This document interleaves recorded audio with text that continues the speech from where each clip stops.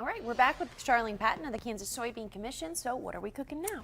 I love this recipe. It's a grilled tenderloin steak, and we're going to stuff it with a bacon mushroom filling. And I've already have sauteed 2 strips of bacon that I've cut into pieces here. And to that, we are going to add 2 tablespoons of chopped mushrooms, and you have 2 tablespoons of onion there. Just add that, and we're going to just cook that really for a few minutes to saute and make those onions nice and tender, and cook those mushrooms a little bit.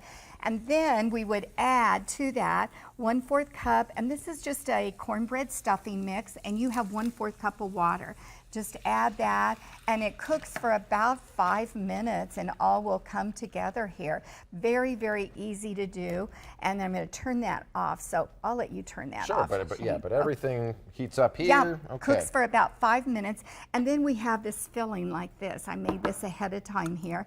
And what we do here with our steaks, and you see that I've just taken a sharp knife and cut a indentation in there, and then we can use that for our filling. Okay. And we're going to stuff that in there, really easy here, and we'll show you how to kind of push it down. How much filling do you like, Shane, with the bacon filling? Yeah, there's unlimited policies with bacon, so that is as much as you can get in there.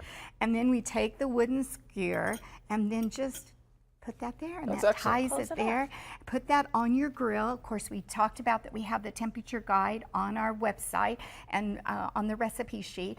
Put that on the grill, and when it comes off, we have this wonderful bacon glaze that you can spoon over the top of it. The bacon glaze is brown sugar, balsamic vinegar, a little bit of vegetable oil.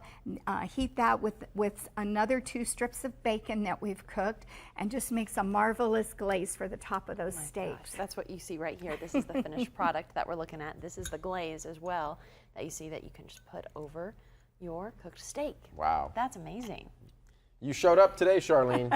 You brought it hard. We're going to take good care of you today. Yeah, National Grilling Month going on right now, and definitely a way to celebrate in a different form sometimes when you think about the things that our livestock are fed, and then how that comes to our table sometimes can be in creative ways like what Charlene has showed us. So thank you very much. Well, if you missed any of this, tell us where we can find this recipe. We have at kansassoybeans.org. Go to our May recipes, and we have 3 good steak recipes that we'd encourage everyone to try this month. Fantastic, Charlene. Always a pleasure having you here. We appreciate it. For now, we'll be right back.